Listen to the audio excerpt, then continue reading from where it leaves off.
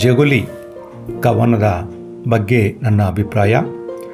ಹಳ್ಳಿಗಾಡಿನ ವಾತಾವರಣದಲ್ಲಿ ಹುಟ್ಟಿ ಬೆಳೆದ ಅಪ್ಪಟ ರೈತ ಕುಟುಂಬದ ಮಹಿಳೆ ಶ್ರೀಮತಿ ಮಂಜುಳಾ ಎ ರವರು ಸರ್ಕಾರಿ ಶಾಲಾ ಶಿಕ್ಷಕಿಯಾಗಿಯೂ ಸೇವೆ ಸಲ್ಲಿಸುತ್ತಿದ್ದಾರೆ. ಇವರು ತಮ್ಮ ಚೊಚ್ಚಲ ಕವನ ಸಂಕಲನ ಜಗುಲಿ ಹೊರತಂದಿದ್ದು ಇದೊಂದು ವಿಶಿಷ್ಟ ಮತ್ತು ಅನನ್ಯವಾದ ರೂಪಕವಾಗಿದೆ. ಈ ಸಂಕಲನದಲ್ಲಿ ಜಗುಲಿ ಕವನವೇ ಸಂಕಲನದ ಶೀರ್ಷಿಕೆಯಾಗಿ ರೂಪ ತಾಳಿರುವುದು ಸಮಂಜಸವಾಗಿಯೂ ಅರ್ಥಪೂರ್ಣವಾಗಿಯೂ ಇದೆ.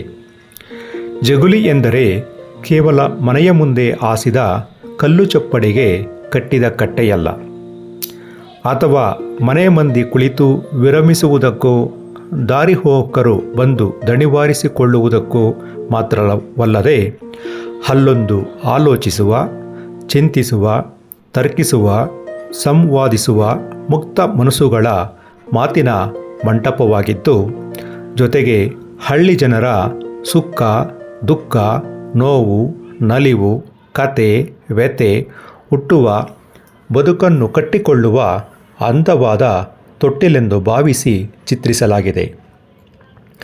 ಈ ಜಗುಲಿಯಲ್ಲಿ ಮೇಲು ಕೀಳುಗಳ, ಹಿರಿಕಿರಿಯರ, ಉತ್ತಮ ಅಧಮ ಎಂಬ ಭೇದ ಭಾವಗಳಿಲ್ಲದ ಬೆಳದಿಂಗಳ ಬಟ್ಟಿಲಂತಾಗಿದ್ದು ನಮ್ಮೆಲ್ಲರ ಅರಿವಿಗೂ ಬಂದಿರುತ್ತದೆ.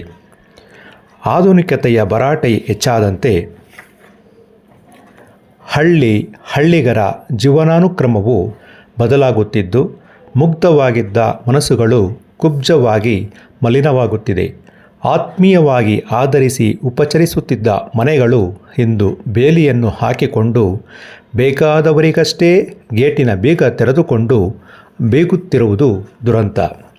ಬೆತ್ತಲಾದ ಬಯಲು ಇಂದು ಸ್ವಾರ್ಥಪರ ಚಿಂತನೆಯಲ್ಲಿ ಗೋಡೆಗಳನ್ನು ನಿರ್ಮಿಸಿಕೊಂಡು